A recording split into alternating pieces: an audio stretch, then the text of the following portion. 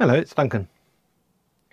I had an interesting chat on Twitter this week in response to a question about whether people who swear by TDD are just not using the type system properly. That's an interesting question. It's certainly true that developers in SmallTalk, where TDD was born, used tests to verify things that a static type system would make a given. But I'm a mostly Kotlin developer, and Kotlin has quite a nice type system, so why do I have to write so many tests? The discussion helped me realize that, for me at least, there are two types of systems. If I can look at a problem and be clever enough to write types that describe it, then those types can help make illegal states unrepresentable and cut down on the testing. In the case of the JSON parser I'm writing at the moment, though, I'm not that clever. Perhaps if I'd had a decent education, I would know the advantages of a recursive decent parser, and the types would be obvious, but I didn't, and this is an experiment in using TDD to solve an interesting and real-world problem without preconceptions. When I can't just look at the problem and design types, then I start by adding an example in the form of a test, getting it to pass, adding another example test, getting it to pass, and continually refactoring, often introducing types, to keep the code simple enough that I can cope. We left last week with code complicated enough that I don't feel that I can add any more features. So today we'll simplify, coincidentally by adding a type, and that will give us some breathing space to both add features and further simplify other parts of the code.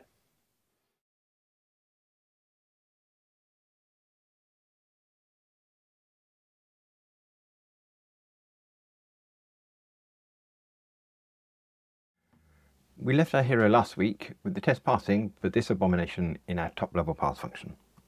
So let's see if we can tidy this up to make some sense of it.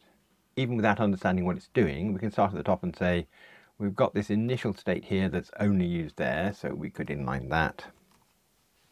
And then we've got this mess of logic around here, which involves remembering values, even though this is the top level and we can only ever really have one.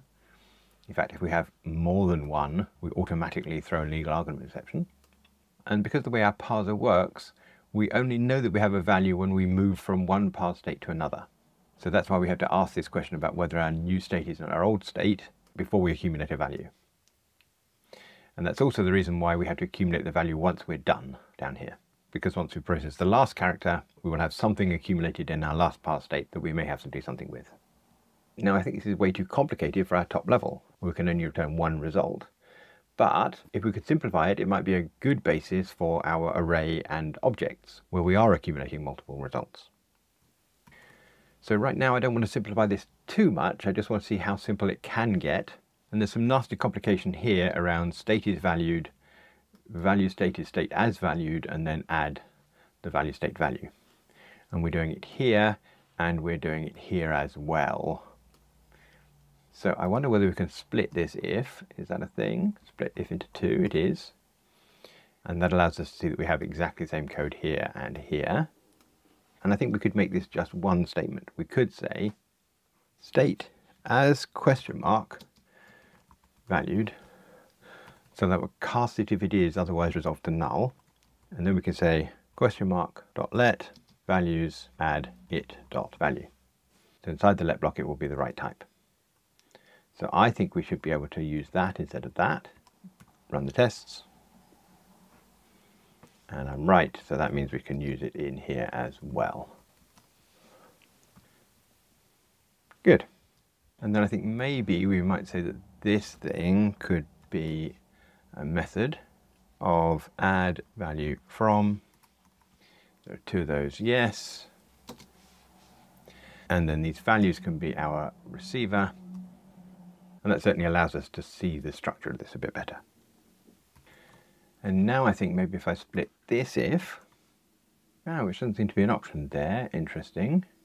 Maybe I can say if else, no. Well, I'll do it by hand. So we've got if new state is that, if new state is ground, let's put in a bracket, and we'll make it compile by completing that. Is that still the same logic? It is good. And then I think that means that we can say pull this into there. And then this is logically the else. Run that. Good. Okay then, now the big complication is around this. New state not is ground values is not empty, or new state is comma. Now I don't really understand what that's saying, and it's also suspicious this new state is comma here. Why just comma? Well, I suppose the reason we have to look is that our literal here, when we leave a literal, we can go to comma or colon, but that does suggest that if I was to repeat this test here with a colon and say that should fail at colon and run, yes, that doesn't pass. We are returning the null, and we need to fix that to say new state is comma or new state is colon. And that, yes, I gets it to pass, but what about the other characters that might be there? I think we're fighting a losing battle. So once again, I'm going to step back and re-implement this, but I'm going to commit as tidy up top level parse. It's not very tidy, but it is tidier. Good. Right then, looking at this, I think the complication in this parse here is around the fact that our ground can accept things that can't happen at the top level. So we can be a string at the top level, and we can be an array and so on, but we shouldn't accept a comma and a colon at the top level. So let's do a little experiment. Let's duplicate this into top level ground. And as we said, top level ground can accept the start characters of all things can be in top level, but it can't accept a colon or a comma. So we'll take that out of there. Now let's take that top level ground and use it as the initial state in our top level parsing. So put it in here. Let's just see whether that passes. It does, good. Now, does that look after the case of, for example, new state is comma? Let's see. Take that out and run. On a test fail, why is that? Oh, well, I suppose that the issue is here that our top level ground is not throwing for us, it's just passing the characters off to literal. So maybe top level ground could be doing the throwing for us, but in order to do that, it has to know what characters can be in a literal. But actually, I think it could, so let's just say there's another case here, which is what characters could be in a literal, and then say those contains our char, and we're going to return a literal. Else, this is the point at which we could throw illegal argument exception with not a valid top level character with our char. Now, what characters can be in a literal? Let's have a look at literal. And the answer is, I suppose, anything that is composed of null, true, false, or could be in a big decimal. So that's easy enough. I think I'm going to say null, true, false. Characters in a big decimal, well, we've got 0, 1, 2, 3, 4, 5, 6, 7, 8, 9. We've got a minus sign, we've got a dot, and we've got an E for exponent, and I think probably both. Hold on, I could just go and check that.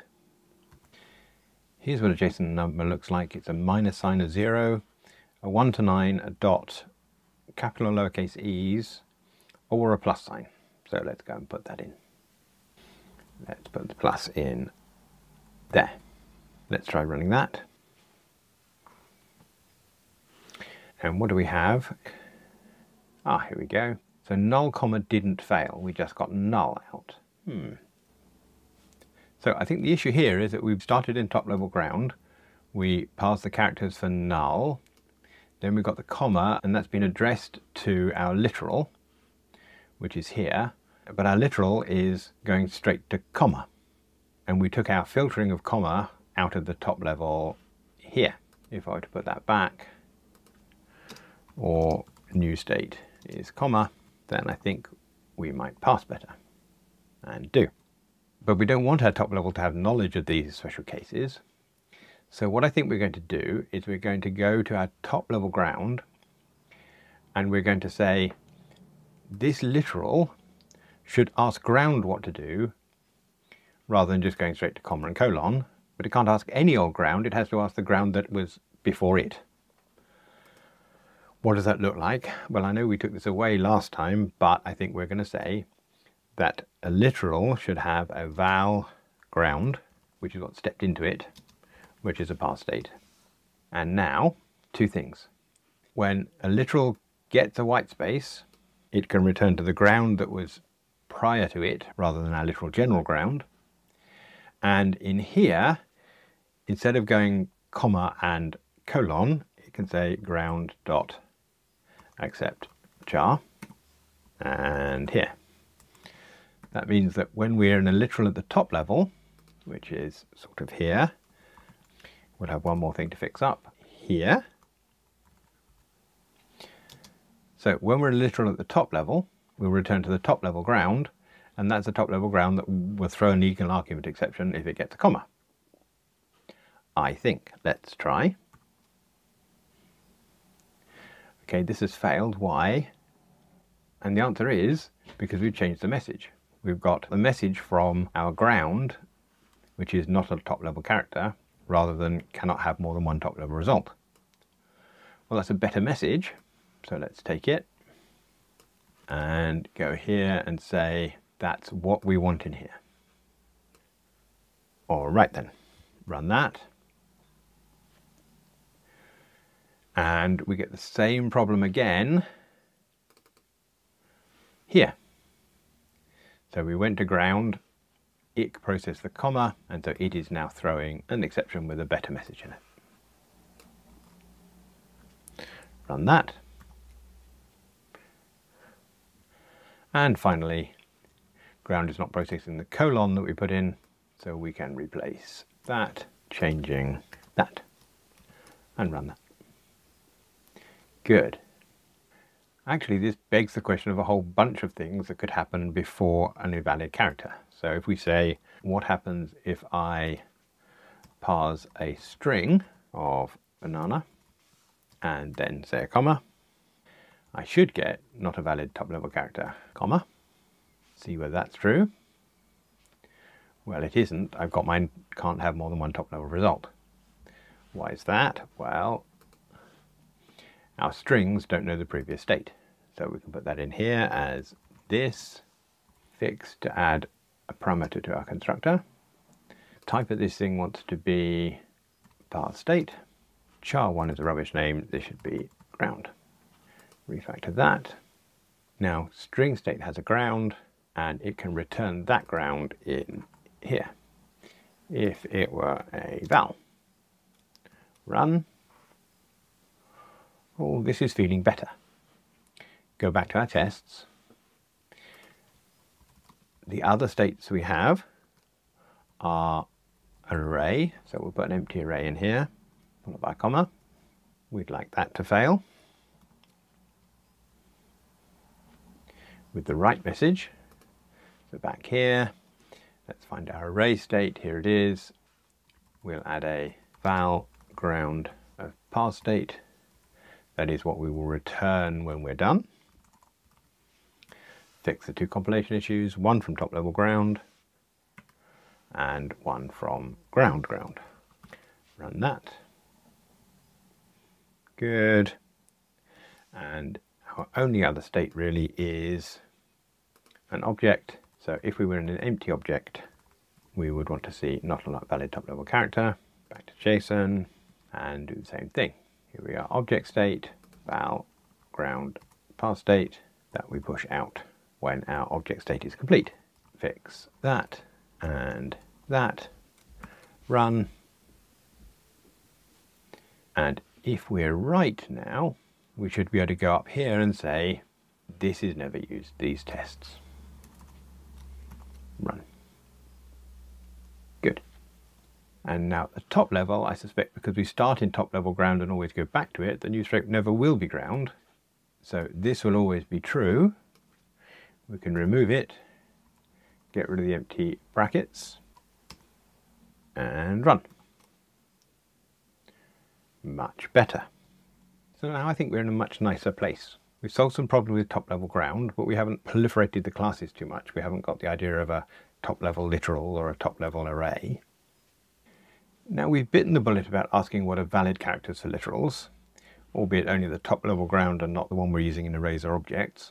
I think we could have literal fail quicker. So if we go after our tests and look for where we're parsing things that aren't, here we are, like nullable, for example. Let's see how nullable fails at the moment. So we'll say message is equal to, we'll put an empty string in there and see what happens. Run that. Okay, so at the moment we're getting not a literal nullable. It would be quite nice to say that the A was an illegal character. So maybe we should say illegal literal character A. And that way also we know we were failing fast, so that this could be a very, very long string, and we fail as soon as we saw an invalid character. So let's run that. That will obviously fail, and now let's see if we can make it pass by taking this test here. Maybe we'll make a function out of it, which is valid in literal. Make that an extension, pull it up to the top level, and now our literal can say, I'm only going to accept it, char.isValid in literal. Else, throw illegal argument exception. And what message did we say? We said illegal literal character something, and that should be char with the $. Is that right? Oh, so what did we actually say? Oh, B. That's strange. Of course, an A is valid because there's an A in false. So it was only when we got to the B that we knew we had something that couldn't be a literal. Now, I suppose that literal could check every time it gets a new character to see whether it could still make null, true or false, rather than just the character is valid, but this will do for now. So back to our tests. It's the B that's going to be an issue, and we'll run that. Good. I think that's worth a check-in. So this is introduce top level ground to fail faster and more simply. Very good. Okay then, having undone some of the damage we did last time and learned the advantages of introducing a new state, this is a top level ground, let's see if we can use this information to do a better job with arrays. You may remember that we have a disabled test for arrays need comma separators. So it's here, and shows that if we try to parse true, false, banana, at the moment actually we'll be returning a list with true, false and banana in, but we shouldn't because there are no commas in here. So let's undisable that, maybe enable is a better word, to give us something to aim for, and now return to our JSON. Now here's our ground at top level, which doesn't accept commas. Here's our general ground. What I think I'm going to do is I'm going to take this one, there was a blank line there, but take this, duplicate it, and call it ArrayGround. And ArrayGround should accept quotes and array separators and so on. It should accept white space. In fact, I think it should do everything that our top level ground does.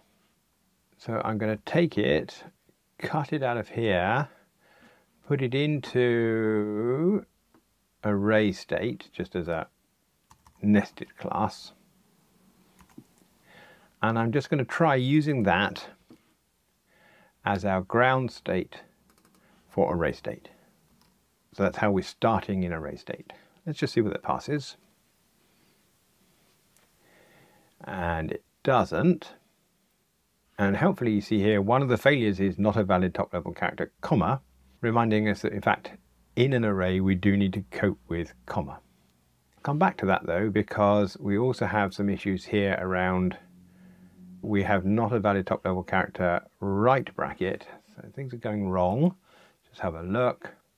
Oh, and here we're saying we finish when parse state is ground, but that should now be array ground, I think. That might get us running. And does, well, it does a bit better, but now we've got the question of the comma, so we want to add in a comma to ArrayGround. That's going to happen a lot, so I think we'll put it at the top. So if we get a comma, then we go to comma. Don't know why I wanted to import. See whether that gets us running. Nearly then. And I'm going to bet that the issue is that when we've gone to comma here, the comma goes back to our ground, or uses ground to accept the next character rather than our array ground. So a little bit irritatingly, we're going to have to change comma to be a class, as with the rest of the parse states, that remembers the ground. So this is val ground, which is a parse state, and we will use that to move out of our comma. That should need a couple of changes. We need to pass our original ground in. We need to pass our array ground in. But we know that our top level ground doesn't accept commas. Chance that will work? Oh, and now we're back to working except for the test that we have added. Okay.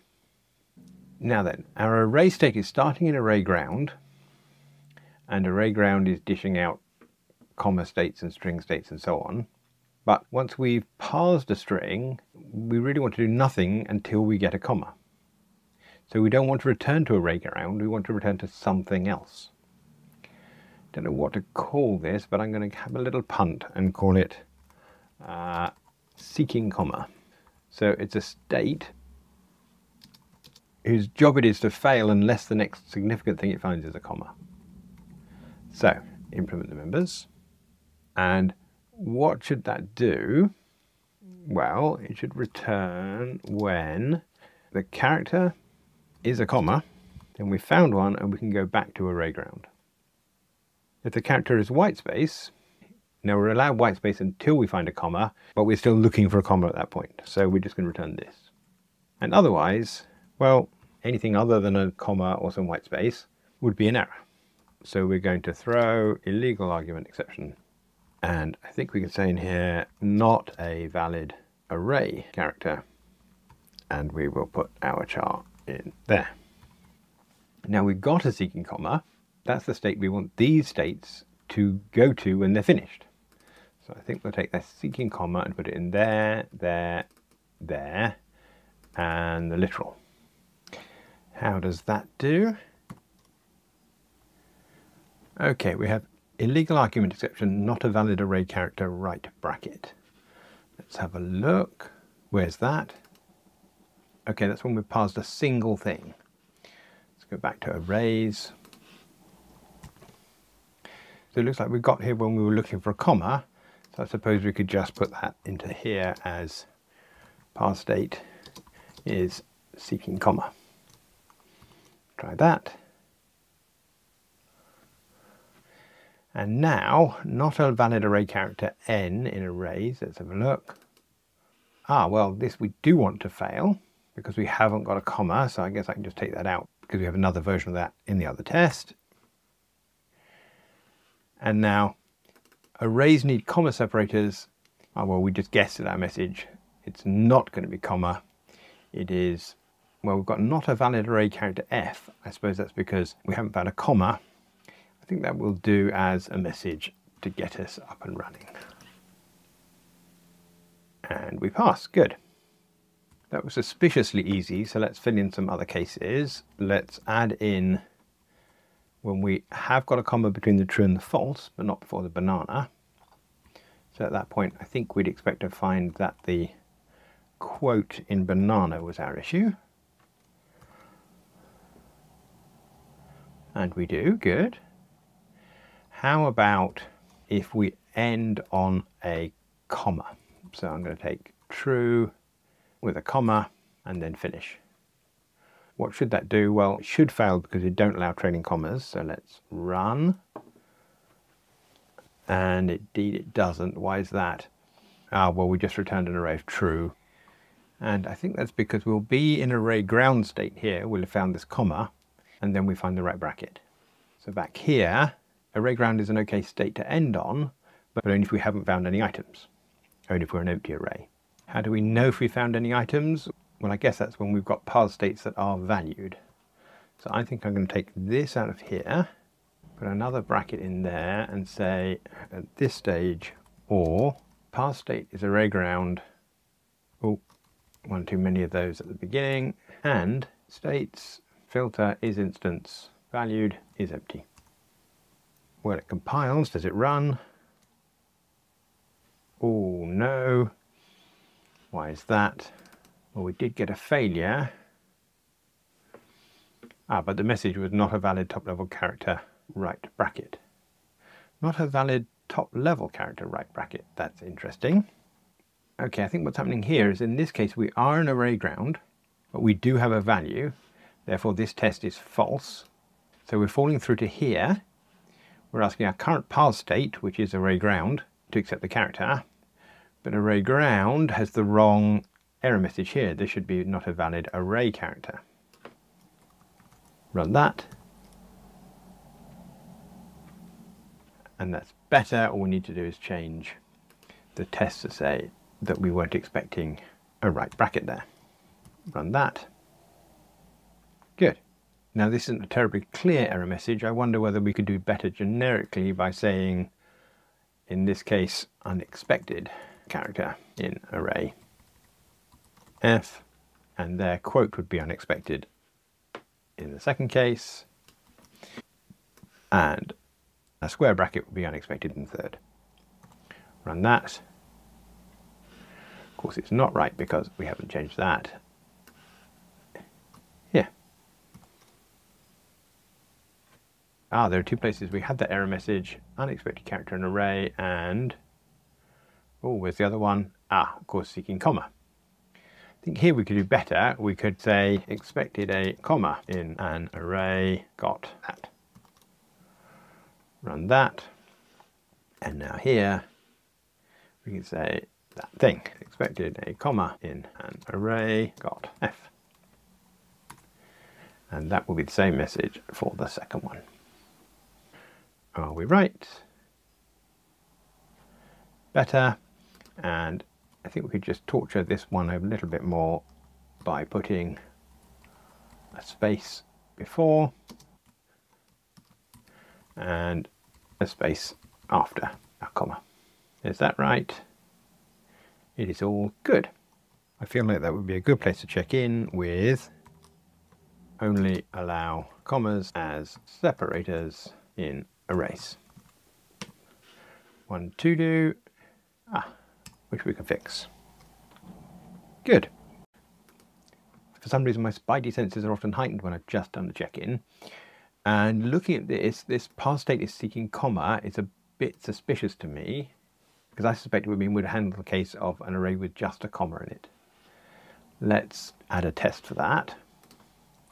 So that would be something like just a comma. Let's see what happens if we do that. Well, that passes, but that means that the error message was unexpected character in array right bracket. And that's not really what's happening in there. It's the comma that's unexpected. Let's go back. And I think the issue is that our ArrayGround allows a comma. If we were to take that out and run, then we'd get unexpected character in array comma, which is actually a better error message. So we can change that. And I think we should probably again torture this with spaces like that. All good. And I think that's probably just an amend commit like that. I should say that the fact that putting spaces around things is not causing us problems suggests that parser with its ground state is doing a good job. But let's go back to JSON and see what's next. Okay, I hate anything that I have to scroll right to see. So I wonder whether just taking this expression, this whole bit here, and making a little method out of it, maybe we could call that array is completable with the P. And fix some formatting there, I think. That's all good. And now I think our next thing is that we're only evaluating every parse state once we've completed an array rather than as we're going along. So an array could be full of infinite amounts of garbage and we'd never find out. Now we solved that problem at the top level by collecting the values as we went along. So let's go and have a look at that. Here it is. And what I'm going to do is I'm going to split this so that we can copy logic from the top down into array state. So let's go back down there here. Okay. Now it's interesting to compare the shape of these, because our top level parse is effectively pulling characters out of a char sequence with this for each, and then mutating local variables. Whereas our array state is having chars pushed into it by the top level state, and is keeping its state in these fields. We might want to make them the same at some point, but I think for now we'll just crack on. I think we could copy this values from our parse into array state. And instead of being a local variable, it will be a private property. That should not have broken anything, and didn't. And now what do we do with that? Well, we add to it when our state changes. So we've got this logic here that says new state is state except, and in here we've got parse state is parse state except. Might be a bit easier if we rename this parse state to be state, the same as up above. So now we can see we could split this, and we could say, let's take this thing and assign it to a variable which is new state. That makes it look more like the one up above. Does it still parse? It does. And when I say up above, I mean on the left. So now at the top level, when the new state is not state, which means the state has changed, then we add to our values. So let's copy this and put it in here. Fix that, but we don't care about more than one value. So we can just remove that altogether for now. Is that okay? It is, good. And now, because we're adding to our values only on an edge, once we've finished, we have to add the value. And the equivalent of finishing here is in this block here where we've seen our right bracket. So we want to do that in there. Splendid. And now if we've got that right, then our values will have all of the values. And so here, instead of mapping over the states, we can just return values. Big question, is that true? Oh, it is, good. Now all we have to do is remove our references to the states list, this one here. So where have we got those? Well, we query it here with states filter is instance valued. But I think that's the same as the things we've collected in values. And the tests say I'm right. So now I think it may be that we're only putting things into states. So I could take out this and run. Good, and now states is unused. And run. Wonderful. Now that we're jumping through a few hoops here, I think this could be simpler. What we can do is we can say also, and use that as our new state on the right hand side, and then we can move this out into there. Am I right? Yes, and I think that would allow me to inline new state. Good. And I think we might pull the same stunt at the top level. So that would be also new state, put that into there, and inline that. A little bit of a tidy on the right hand side. I think maybe is complete should move down. Give us as a blank line there. Fix this up to look like that. Move that, join that. Maybe the best we can do, and join that. Check down here. And again, I think maybe we could tighten that up a bit. Like that. Oh, and another one here. Are we good? We are good. And then I think maybe finally today, we seem to be throwing the legal argument exception here with no message. Let's see where we have a test for that. So here's arrays, and I think we should say dot message is equal to unterminated array. Run that. So we didn't have a message, and I think we can put that into there. Wonderful. And I think for completeness, I'm going to take that out of there, put it down the bottom here, and just try some other cases. For example, even if we'd found true, we'd expect to see unterminated array, and do, and even if we had a comma. That's also true. Good, good, good. Maybe even make that its own test. So we'll take that, put it into here, and call this unterminated arrays.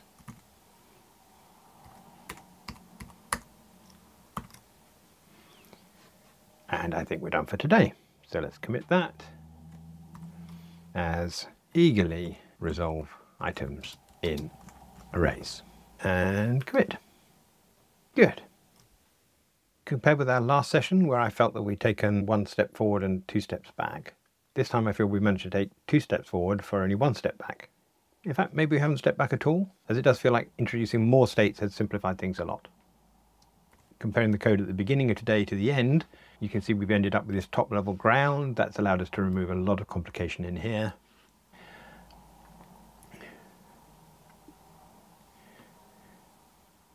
Literal is simplified because it delegates to ground mostly.